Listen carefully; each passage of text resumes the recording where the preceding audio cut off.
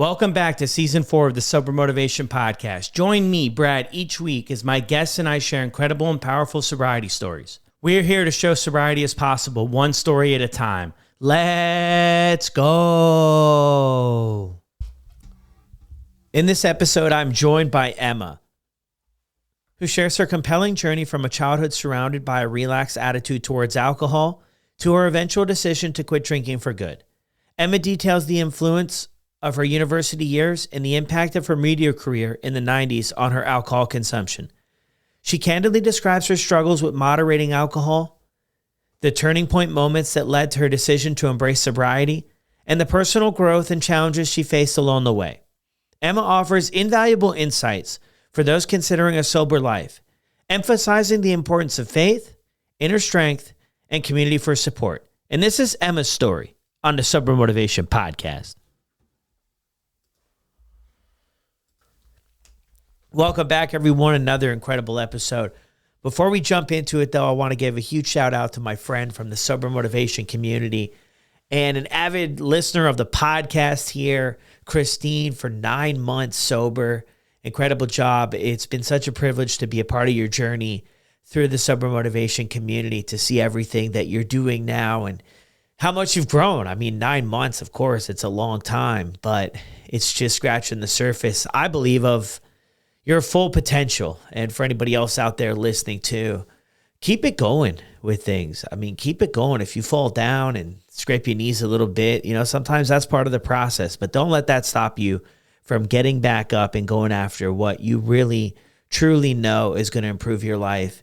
And those are the people around us that are important. I also want to mention too, if you want to plug into the community, I know there's a lot of shy people out there, believe it or not, kind of like me in some ways. But I want to just give you an invite to check us out at the Sober Motivation community. We have a lot of different hosts. We have meetings every single day. We have hangouts with the community. It's a great place to get to know some people, connect with some people, find out what's working for them, but also go through the struggle at times with other people instead of just doing it ourselves. That's really a turning point. A lot of people really talk about that. It's when things really change for them. The idea shifting from willpower into actually developing the skills to help us stay sober. Just doing it on our own and having this big secret and stuff, like, to each their own, obviously. But I see people really, really turn the corner when they're like, you know what? This just is where my life is at right now. And I'm ready and willing to do something about it. Things change for them. So thank you again for hanging out. Let's get into this episode with Emma. Welcome back to another episode of the Sober Motivation Podcast. Today we've got Emma with us. Emma, how are you? I'm good. I'm doing good. Thanks, Brad. Nice to be here. Thank you. Yeah, of course. Great to have you. We've known each other through Instagram, I feel like, for years. That's right. Yeah. Yeah, so it's great to have you here on the show. What were things like for you growing up? Yeah, so I think it's funny, when you quit drinking, you look back to your childhood, don't you? And you wonder if there were any things there that were maybe the roots for your problematic drinking. And my childhood was pretty normal. Only child, growing up with two parents, so really stable home. Quite a bohemian home though. Both my parents were artists. And I remember when I was a kid, there were lots of kind of hedonistic parties with visiting artists coming to stay with us. My parents brewed their own alcohol, so frequently I've got memories of Sundays being in like the pantry, helping them decant these great big vats of alcohol into bottles ready for parties. And I also remember, like, I'd be having my breakfast around the table, either with guests there who were hungover, who were often drinking at breakfast. I remember saying, what are you putting in your orange juice, to one of them? And they said, something to make my eyes sparkle. That really stood out to me. But when they weren't there, when our house was empty, there'd be all these demi-johns on the chairs around the tables. And there was a very relaxed attitude to alcohol in my childhood. I would often be given wine with a meal from a really early age, watered down. I'd have a little bit of sherry on a Sunday morning. If I wasn't very well, my mum would make me an eggnog. I think it's important to say that was very normal. It didn't feel like it was out there or some kind of parenting that brought up a big red flag. And actually, my parents just drank wine or beer. They weren't spirits drinkers. So a lot of my friends had spirits cabinets, and as we were getting to like teenage years, they'd be raiding the spirits cabinets and they'd be getting absolutely wasted. And I just wasn't that interested. So I think like my parents had this kind of quite relaxed approach to alcohol, that they felt that if you made it a thing, that it was more likely to be alluring. So they'd taken this sort of view of it wasn't a big deal kind of thing. And that all seemed to be going pretty well. And then I can pinpoint a moment where I just finished school, done my A-levels, and I'd gone to university in the north of England. So I'd grown up in London. I was away from home. I was pretty homesick. I didn't have many friends because I'd just gone there without a crew. And the halls of residence that I'd picked to live in the design was based on a Swedish prison, which meant that if you were on the internal sort of side of it, you could see all the other tower blocks on the other side out of your window. I remember one Friday night, quite early on into my first term, I was doing an assignment, doing one of my essays, and I looked out and all the lights were off. And it was probably about 9 o'clock on a Friday night. And this really mean girl in my head said, everyone else has got friends. You've got no friends. Everyone else is out having fun, enjoying themselves. And look at you, you're a loser. And I really wish I could go back and say to that girl, go, you're here doing what you're meant to be doing, you know? But that whole kind of FOMO just kicked in massively. And I was like, right, I need to make some shifts here. I need to make some friends. And if anyone knows Newcastle upon Tyne, it's a real kind of party town. It's famous for Geordie Shore. And it was in the 90s. It was absolutely the party place to be. So I was on a student grant. I didn't have much money. So I ended up working in quite a lot of bars, different pubs, and started to create a social life and an outside of university life that revolved around bars, clubbing, boozing and socialising and having fun. And it was all fun until it stopped being fun. And I thought that I'd leave university, I'd go back to London, I'd get a job and kind of the partying would stop. But I ended up working in media, and that just seemed to be like the next level up. It was all about the socialising. It was making sure that your face fit. We were really encouraged to socialise with clients. It was mid to late 90s at this point. It was the rise of the ladette culture. So I traded university drinking of when there was a promotion night on or having a few drinks after a shift to then really going for it. And because the company was paying, it was an open checkbook. The brakes were off. And there were some horrendous hangovers. There was some real, oh God, why did I do that? Kind of cringe. But it was a very kind of alpha male / ladette work environment that I was in. So it was laughed off. It was about keeping up with the boys. It was about being cool. And it was literally, it felt like a lot of it could be swept under the carpet and you could say sorry, but actually it was okay. No one was there with a notebook documenting it, and it was normal. It was absolutely normal. It was normal to go, let's sack off work early and go to the pub for a long lunch. Let's brainstorm in the pub this afternoon. Let's carry this on. And so my weekends bizarrely became about recovery time, and the weeks were like the weekdays were like the intensive drinking, staying out late, staggering in with a hangover the next day, pushing through. And it was becoming increasingly normal for me to take days of annual leave as getting over a hangover day. And it was fine. It was cool. That was how everyone was operating. So no one there was going, can we have a little word, Emma? Your performance, or my performance was fine. It was like, because Yeah. it was like, this was the industry currency. And it was a lot of fun. I was living on an overdraft, but everybody else was. A lot of my drinking was being bankrolled by the company because that was part of how we were doing business. So it was very hedonistic, and it wasn't what I'd expected. I thought I was going to go to university, get my degree, and then go and do sort of a regular 9 to 5 job and kind of chunk along. And that would have been my having a blast, put to bed. But actually, it just been the warm up, Yeah. and it was about keeping up.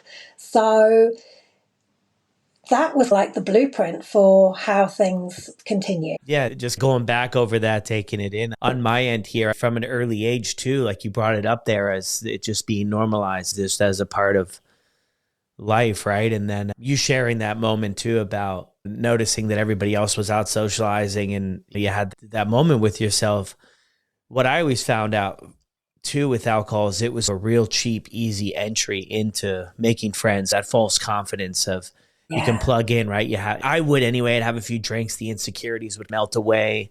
The fear of judgment of myself would melt away. The fear of what other people were thinking would melt away. And it would just help me really relax a little bit. Now, those were like the good times, if that's a thing, right? About it, right? We were having some fun. We were able to loosen up a little bit, but also connected with what you mentioned there as well. It's fun until it's not. Like everything's great until we get to that spot, and I'm sure we'll get there. I don't want to get ahead of ourselves, but we all get to that spot to where it's like, it's not what it once was. We come up with, I'm trying to quit and all that stuff, and then we find it difficult or struggle through that process too. So did you move, when you got the job, you moved back to London then? That was in London? Yeah. Yeah, and there's Yeah. a So lot maybe, yeah. and people that have been on the show too from there. I mean, I think there's a lot of like pubs and bars and stuff in a lot of different cities, but there is, from what I hear, I've never been, but it's just a very like popular thing. It's like it's great. It's very social. There's loads going on. I think I just gravitated towards that kind of side of things. University people often get hobbies or they join fraternities. For me, it had been like financially driven. It was a way to support myself through college, and working in a bar is a really easy one to do because the hours fit, it's flexible, and there are perks and there are benefits to it, which are great when you're a student. But I constructed this life that was mainly alcohol based, and I'd done it unwittingly, really. And so when I'd then moved to London, that was the blueprint for the next chapter. And I think the point that I'm trying to get to is that my drinking had built up and it had gone from, again, always being normal, but the level had just kept getting amplified. And so actually, fast forward to the point where I started to think, heck, this isn't serving me anymore. I was actually drinking less at that point than I had been previously. And I think that's maybe why it took me such a long time to stop, because there was a big part of my headspace which is, but you're drinking less than previously, so therefore you can't have a problem because you're drinking less. If I'd been drinking more at the similar level, I think my head would have been going, well, yeah, for sure, you're going out, you're sinking a bottle of vodka. That's not clever. But because I wasn't doing that, and because it was kind of like, by this point I'd got married, I had children, it was having a bottle of wine, it was sharing it with my husband. It felt normal, and it felt like acceptable, and it didn't feel, air quote, like I had a problem. But I think the thing about alcohol is that it's not necessarily the volume and the volume alone. It's about how it's making you feel. And, when I was drinking a lot, going out, having fun, I was fancy free, I didn't have commitments, I didn't really have many responsibilities. It took me until I was 30 to even get a cat and a plant, because I knew that I wasn't going to be able to look after them. It was like, oh, but you're drinking less than you were. And actually, that was a bit of a roadblock for me into taking action, because it was oh, well, you're drinking less than you were. And it's not about that. It's about how it's impacting you. That's the real kicker. So, yeah, I think that's just, for me, that's a really important point to get across. It's not like your life doesn't have to become totally unmanageable. Your life doesn't have to have got to a point where the only option is like detox and rehab. You can stop before then. It can be making you feel sad and unhappy before it gets to like an obliterating sort of point. And Yeah. yeah, Yeah. No, yeah, good. Yeah. Really great point to hit home too, because sometimes we do size it up, right? I'm just picturing me in the early days, like searching Google, right? Am I an alcoholic? And you hear it from people all the time, right? Do I check these boxes to qualify to quit maybe? yeah. Are we looking for something out there to basically let us know that, okay, for sure, Brad, and I think we're good. Like we're really good at finding what we want as well, like relating to what we want. So even though we could come across the questionnaire, I had somebody on the podcast many moons ago. I'm guilty for it too. We had the questionnaire in front of us. We don't even tell the truth on the questionnaire. It's because Yeah. we know what we're protecting in a sense. Yeah, but I was going to say, but also it's, that question, do you drink in the morning? Well, only if I'm on holiday or if there was a wedding Yeah. or if there was a celebration in the morning, well, then only then. But actually, you're not saying yes, but you're saying, but only when. And Yeah. actually, even if you're going on holiday and your flight's at 8 in the morning, is having a pint at 6 a.m. acceptable? No, it's not really. AM Yeah. drinking, even if, oh, I'm really excited, like, and yet for me, when I was doing those Google searches back in, I think, 2013, 2014, I'd be like, oh, well, only if it's a really early morning flight, or only if someone was getting married, and then, yeah, of course I'd have a glass of champagne. But actually, Yeah. it should be just a straight yes or no, Yeah. because otherwise, because then you're at yes, if it's there, I'll have it, or a no, because I can take it or leave it. And I think there are a couple of types of drinkers, but one of them is an all or nothing, or the other type is I can take it or I can leave it. And if you can take it Yeah. or you leave it, then that's safer territory for sure. Yeah. Yeah, So, yeah, yeah, as it goes back to the justifications that we make, right? yeah, It's a thing, right? Yeah. It's so interesting, right? Because you mentioned there the take it or leave it sort of drinker, and then the all or nothing. And on this side of things, you can identify the differences clear as day. Like I have people in my life who are take it or leave it drinkers.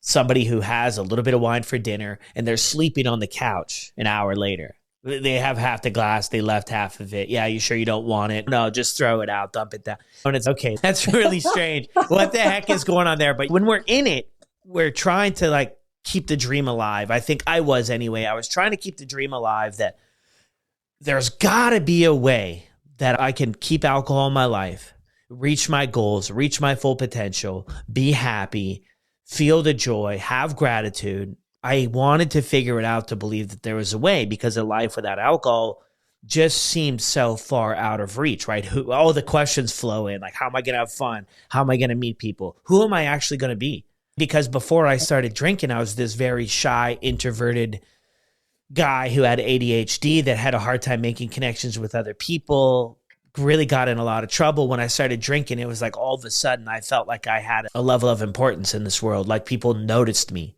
on a level they never did before. So I was like, are people still going to notice me? Am I still going to fit in? And all those things flood in. So it's, oh my goodness, the thought of a life without alcohol, I couldn't even wrap my head around it. And now where I'm at, I can't even wrap my head around the idea of a life with alcohol. So that's the shift it takes. When did you notice, like going back in your story where you noticed you were cutting back and you noticed that like you were in that confusion type space about, I'm not drinking as much as I was, but you realized it was having some negative impact on your life and maybe your mental health and the way you were going about things? How old were you then? yeah. Ish.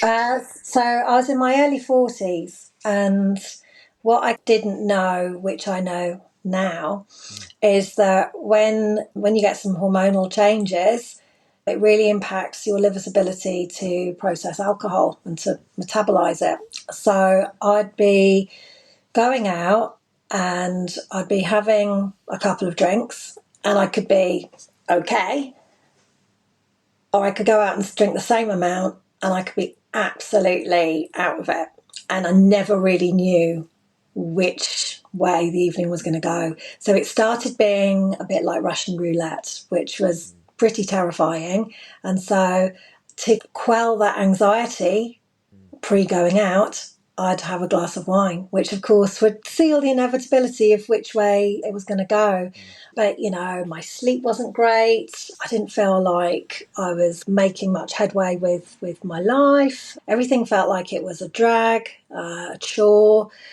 I was just going through the motions, and I don't think I was like showing up as the best version of me. I was just tired, I was sluggish. And yeah, just things felt pretty black and white in a kind of, there wasn't any kind of glitz or light going on. I think I'd got to the point where I'd been numbing out all the woes, but I'd also numbed out all the joy as well. So life just felt pretty monotone, and I didn't have a bad life at all. It was good.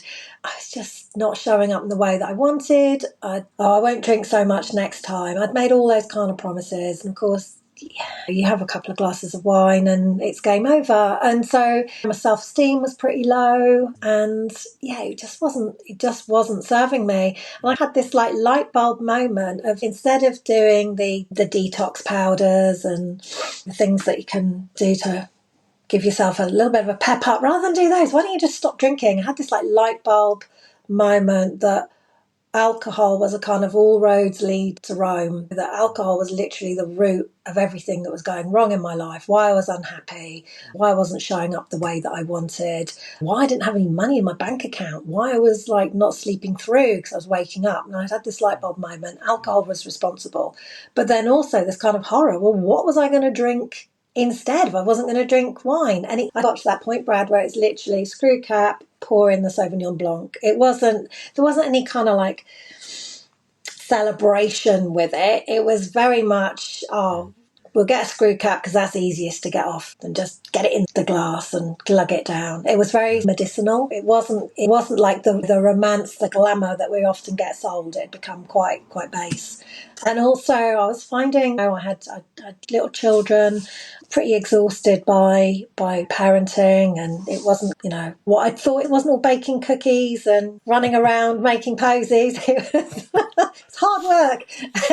And I was like pretty bamboozled by it. So by the end of the day, I'd kind of get through that final hurdle of bedtime, bath time. And then I just wanted to be on my own and just drink in silence, because I was just like done in. What I needed was a great big dose of self-care and compassion and love, and not another glass of wine. So yeah, it was around that time that I was like, well, what would I drink otherwise? And what would life look like without alcohol? And I came up with literally a great big blank. I had no idea. I took one little bit of action. I went and bought a book. That promised that giving up drink was going to be really easy.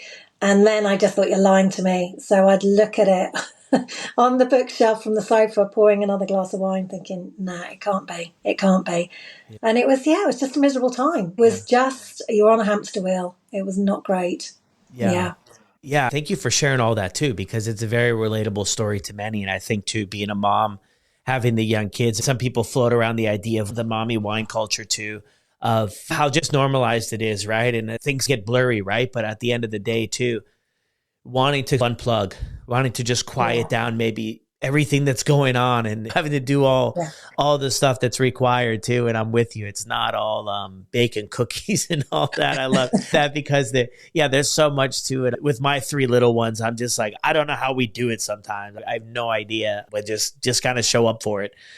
But it's a very relatable story, I think, to so many people, of being in that spot of where you're wanting to quit, not really knowing what life would look like without it. But also, like you mentioned too, you're drinking less than you used to. So it's making progress in a sense there. It's not like everything is falling apart. But I think what you share there, and a lot of us go through it, is we're starting to see some sort of cracks in the foundation here. Maybe we're coming around to see that maybe alcohol is impacting our life in more ways than we're even able to see clearly at that time. Like maybe there's more going on here. So it's a very relatable thing. What was the book that promised you? Oh, do you know what? I don't even want to.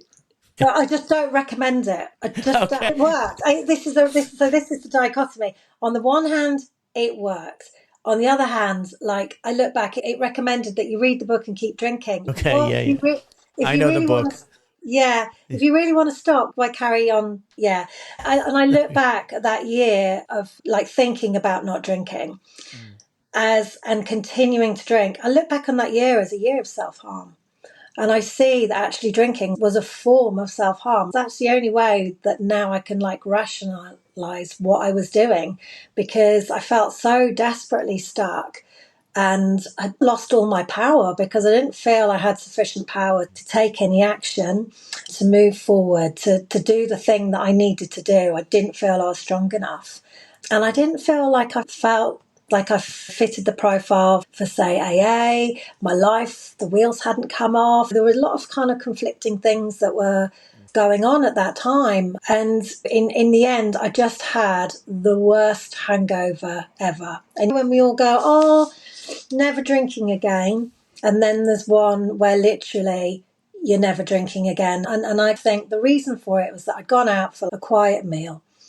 And then literally it went the way that quiet meals go, and you, next thing you know, you're doing shots, and then you're drinking Aperol spritz in your kitchen, and then you've run out of the fizz, so you're just drinking neat Aperol, and then you've got to get up the next morning with the kids and take them swimming, and you're just being sick at the pool, and you're just like, oh my God, this isn't how I want to show up as a parent. My kids have just started school, so weekends had suddenly become really precious. They were the time I got to spend with my kids. And I was like, Emma, what are you doing? This is embarrassing. And suddenly there was like that sense of, whilst there wasn't anyone there taking notes or telling me off, I was having a serious chat to myself. I was like, this is not the way to show up. I remember just being able to lie on the sofa all day when we made it back from the swimming pool, just pressing on the remote so they could watch yet another episode. And when they said they were hungry, just going, oh, get another bag of crisps. Like, that was their best day. They were in heaven. They were like, whoa, what's happened to mummy? We could have as many episodes, as many bags of crisps, as chocolates. Woohoo, it's a party.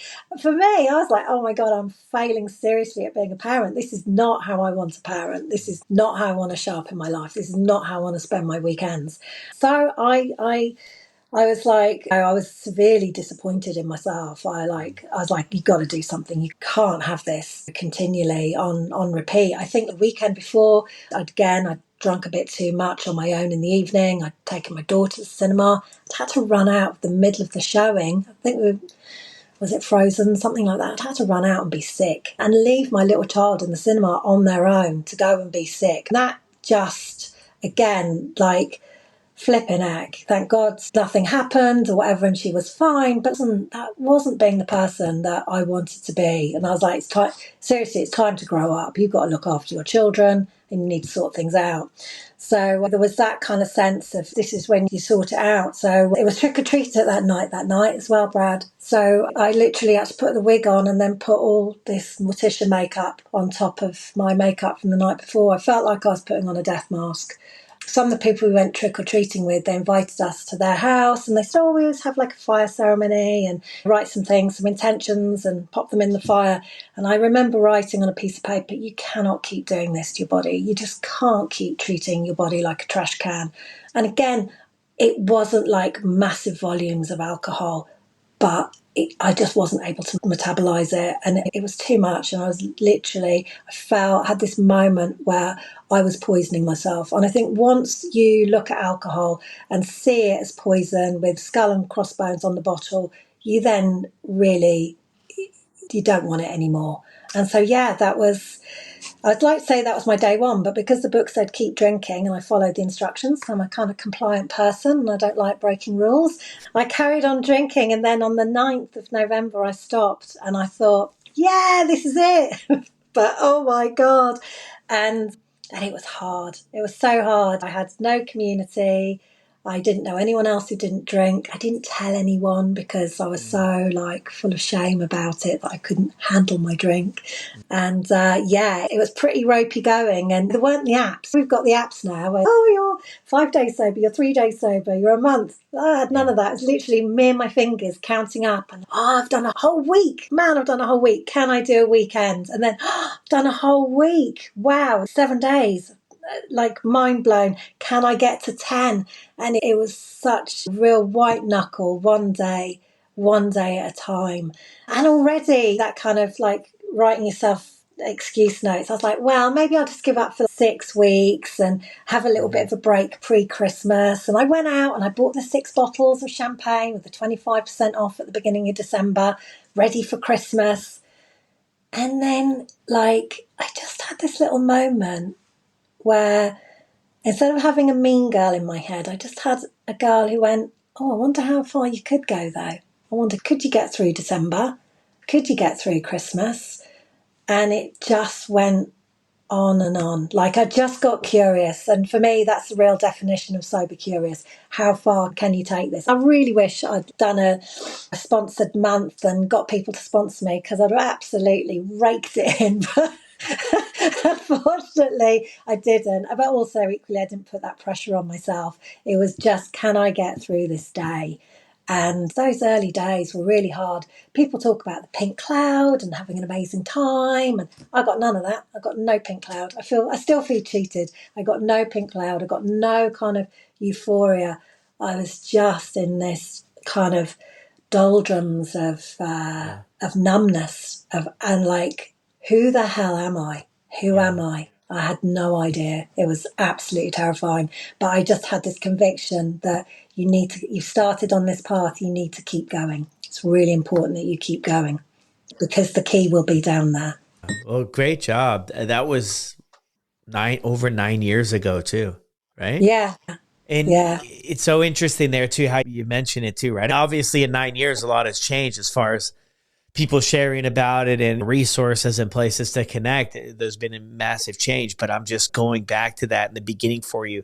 A lot of times people in the community, like, I only got 1 day, as in a way of, I don't have 100 days, but I'm always like, maybe that 1 day for some people is the hardest one to get. Yeah. So we got to pick ourselves up a little bit. Maybe the 3rd day could be some of those early days can be some of the hardest, because the confusion sets in, and obviously we're different people drinking different amounts, right? Going through maybe not those heavy withdrawal symptoms, but just the everyday kind of irritability and waking up and coming alive again, all the uncomfortable emotions and feelings. And we're not reaching to alcohol just to numb everything anymore. I really connected with what you said earlier as well, as when you were drinking. That's the interesting thing about drinking, is we can't pick and choose what we numb. We can't just be like, hey, alcohol, let's just numb out the grief or the hard times or the stress or the anxiety. It throws a blanket over everything. So it's the joy, it's the happiness, it's everything else as well. So, and that scale seems to tip the further we stay engaged with alcohol too, as it starts to really just numb the good stuff and maybe the stuff we're struggling with. I'm curious as you're going through all of this too, how are your relationships as you're making this decision and leading up to it? I know you talked about with the kids, but what about with other people go in your life too? Is anybody saying anything? I don't think so, right? No one was saying anything. No one said, oh, I think you've got a problem. When people say, well, how much were you drinking? My answer is always the same as you.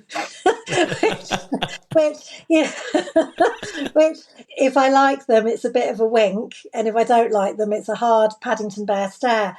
But, it's like I wasn't drinking abnormal amounts. I wasn't drinking at weird times of the day.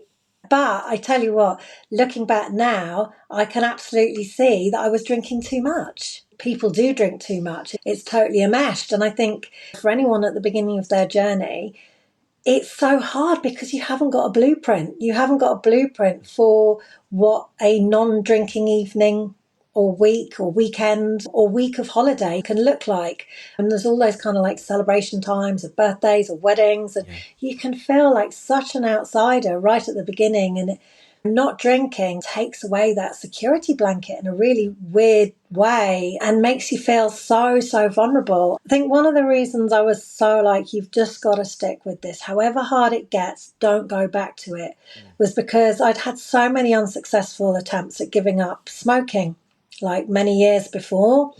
And I'd always tried everything, so many different like techniques or ways to do it.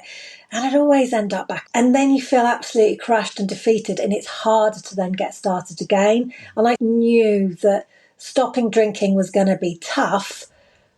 And I thought, I've probably got one go in me. I didn't know that I had more than like one attempt. So I was like, well, I've just got to give it everything I've got. And I knew from those sort of aborted cigarette given up attempts that actually trying to restart is really hard again. So I was like, just give it all you've got.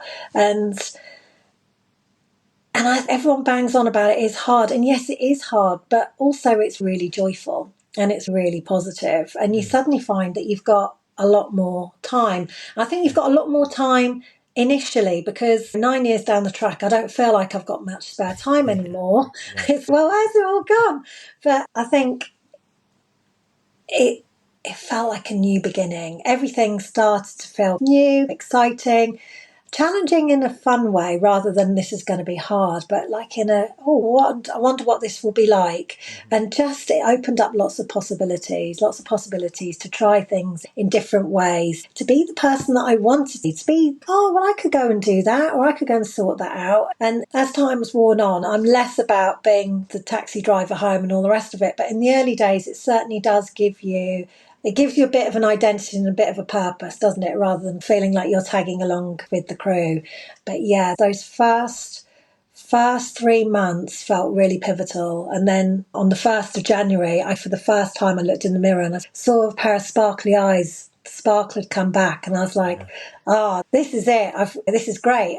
Coupled with this is also really hard, and is this going to be forever, and all those questions that come up. And I actually didn't commit this is going to be forever, I think, until about 4 years. Like, it was always, I'll just see how I can get on. And I've got a sort of a sense that for every decade that you're drinking, I think you need 1 year of sobriety just to clear the slate of that decade, really, to then and start to discover and uncover the person that you were underneath it. That work that continues too. I think at first we talk a lot about on the show is like the idea of giving up drinking can feel like impossible or like it's not attainable. But then the further we get down the journey of things, and with your experience at over 9 years too, is the not drinking part. A lot of people share anyway, becomes the easier part. And now it's like life and identity and who am I and what do I like to do and how do I want to show up and how do I express emotions, feel emotions, all these other things that we've maybe in one way or another put on the back burner for so long. What are your thoughts on sort of some of those challenges too that you've come up against over the years on this journey too? Yeah, I think as well, there's a real sense that you can see, if you look at Sober Instagram, that you stop drinking and life becomes full of unicorns and fluffy bunnies and it's absolutely wonderful. And actually, like, that really hasn't been my experience. And the last few years of my sober life have been pretty tough. My husband, he's a veteran. He suffers from PTSD. In the past, he's self-harmed, but also more recently, he had amnesia. He had a clonk on the head, and we didn't know if he was going to get his memory back. And like that, I've just got such a clear moment. So I think this is what, say 2 years ago, so I'm kind of 7-8 years sober, of just sitting on a park bench, just thinking, well, what's going to happen next? Is he going to get his memory back? Where do we go from here? What's going to happen? And it's at that point that all of your kind of entry point sobriety base camp training kicks in. It's 1 day at a time. What can I do that will make things 1% better? How can I get through this? And over the years, you've worked the sober muscle, you've built up some resilience, you hope that you've got the sense that you can do hard things and you can get through stuff. And then, like, you get walloped with some really funky stuff and you're like, I have no idea how to approach this, but I just need to keep plodding on, because having alcohol in the mix would just make things a million times worse. And so, like, I think it's about having that faith in yourself, in your sober journey, that you have got the tools that you need to go forward. It gives us so much. I think it gives us more than we realise. It gives us the strength. It gives us the ability to carry on, to shoulder a lot, to accept. to also have a bit of faith. It's when he had amnesia, there was nothing I could do about that. I just had to accept that this is how it is, and hopefully it will change. And tomorrow is another day. And sitting in that is quite uncomfortable. And especially when you've got children saying, is daddy going to be okay? And you're like, I don't know. I hope so. And I think life doesn't necessarily stop lifing. So I think there's sometimes a sense from people that I know who do drink that they think that they drink because their life is tough and that alcohol gives them what they need and they need it. And that therefore my life is easy and I don't need it. And it's some sort of weird paradigm that people seem to come up with. And I'm like, that's not the case.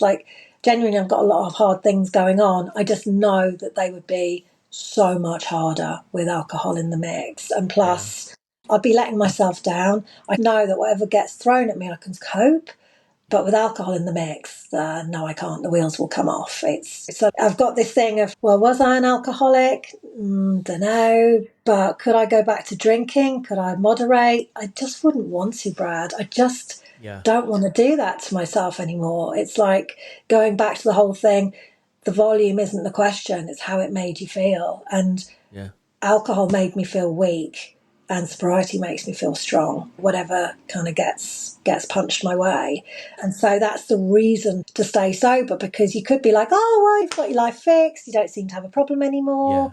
You've been managing. And after I think about 4 or 5 years, the kind of the sheen and the shine of sobriety can come off, because like you say, that's when the hard stuff can come up, dealing with emotions, doing life in, day out, without ever being able to press the mute button. That's the tough thing. You never get to press the mute. It's always there. So it's like, what else do you find? And for me, sound healing has been amazing. Essential oils has been amazing. Meditation has been beautiful. Also, a big part of my journey has been alcohol-free drinks, which I know isn't for everyone, but it's it's got the ritual of it that I never had when I was opening my screw cap bottle of wine. It's a more mindful practice, and just being mindful in kind of general, and doing all these practices of gratitude and just taking time with yourself, being compassionate, has just allowed myself to be more emotionally grounded and moving towards the person that I always wanted to be and didn't show up as when I was boozing. So yeah. Thank you for sharing that too. It is so true. You can get wrapped up in the stories and everything out there of how beautiful things look for different people. But I think it's great to be realistic in a sense too, that there are challenges that come up and that things that we aren't going to be prepared for, and that we really have to face head on without the distraction or without the numbing of alcohol, which is very difficult at times. But we build that confidence in ourselves and that resilience and that ability to. Some days I just go to bed and I'm like, I'm exhausted. I don't know if I can do what I'm doing for another day. And I don't mean like the sobriety thing, but everything else. But I just tell myself, just stay in the game for one more day. Just stick around. And that's what I always try to talk with people who are in that moderation, right? Let me try to figure out if I can make this work. 1 week on, maybe the weekend drinking, maybe another week off. What I always tell people, my experience was that was extremely difficult. That was much harder than just not drinking at all. All of the time that we put into it of trying to make this work. But it is a really interesting thing of hey, I've been away from it for 9 years.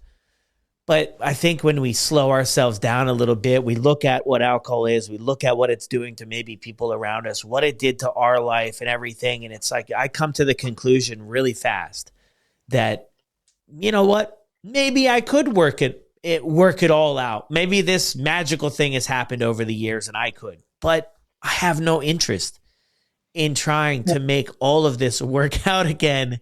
I have no interest at how it destroys personally my health, my mental health, my relationships with myself. Any sort of spiritual connection is basically just chopped. That door is closed. And obviously the impact on our relationships and on so many areas. Is it worth it? To me, it's like putting every dollar I have, my house, cars, everything on a blackjack table on one hand. Maybe I double up, but maybe I lose it all. It's not worth it. Just be happy with where we're at. So I love that. Just looking towards wrapping up here, Emma, this has been incredible. I really appreciate you jumping on here and sharing everything. Very relatable story to so many of our listeners. What's one thing that you would like to mention to others if they're struggling to get or stay sober that's been so helpful in your journey? I think to have faith and to know that it's possible and to know that you already have all the tools within you to do it. They're just a little bit buried and they maybe need uncovering and polishing and nurturing and protecting, but you've got everything within you to do this. You just need to have the faith. And once you can find that faith, then that will be your north guiding star. You can be the person that you want to be. You can show up the way that you want to be. It is possible. And like that life is there, and to go for it, to really go for it. I think for me, it took a year to pick up that book, but I feel like that sort of analogy, and I'm like not promoting anyone cut down trees, but if you're going to chop down a tree and you've got 7 hours, spend 6 sharpening the axe rather. It's all there. You just need to assemble it and find it and to get the courage to do it. And it's worth doing. No one ever says, oh, I wish I hadn't stopped drinking. No one. Yeah. No. We all say, oh, we wish we'd stayed, stopped, or, oh, so, like anyone who's got any regrets on their sober journey, it's normally, well, I picked up for a bit or I relapsed. It's not that I stopped in the first place. So, yeah, just have courage, have faith, and there's so much community out there. So reach out. People are really kind. Yeah, that's so true. Yeah, I love that. I'm a huge believer of that too. I think a lot of times when we're looking to change, we're looking outside of ourselves. We're looking for the answers. We can find the answers in the roadmap to how this works anywhere. I think where the big disconnect is with us on an individual basis is we know the way to get there. Can we find a little fire inside of ourselves? Can we find the belief? Can we find the courage to raise our hand and get some support and get some help and say, you know what? Things are just not going the way I want them to. And maybe there's a problem here. And it doesn't have to be that you're diagnosing yourself with this, that, or anything else. It's just say, hey, I'm just not headed in the direction I want to be. I know that alcohol is in the way and I'm here, I'm showing up here and I'm willing to do something about it. That's always the thing, right? Because to get sober, to not drink, what is it? You just don't drink. It's not overly complicated, but how do we stay sober? We're adding layers to it. And I love all that other stuff you mentioned before about things that you didn't plug into. But I think now looking back, you would say, hey, that would be something that maybe somebody should consider, right? Plugging in, talking with other people, sharing, plugging into to books, you know what I mean? To say, hey, these are all helpful. 100%. I didn't meet my first sober person in real life until I was like 3.5 years sober. How mad is that? That just blows my mind. So like you can do it on your own. It's better with company. It's better with people on the road, but also it's inside what you need. And I'd just say to people for them to give themselves that and give themselves permission. You don't need to wait for somebody else to tell you. And go for it. 100%. Yeah. Another great point to end things off. Anything else you want to mention before we sign off? I don't know. I just say that lots of things get better. Your relationships get better. Your emotional maturity is better. Your health is better. Your bank balance isn't obliterated. Well, it is when you've got teenagers, but, not by going out and just making poor choices and decisions. Everything becomes better when you remove the alcohol, if that's something that you feel hasn't been serving you. My partner drinks, so I don't expect everyone to quit drinking. It's a personal choice and you have ownership of yourself. And but for me, it's been the best choice. And for anyone who's thinking about doing it, good luck. I'm cheering you on. I really hope you make it, because unfortunately so many people don't. And that's get out while you can. Yeah.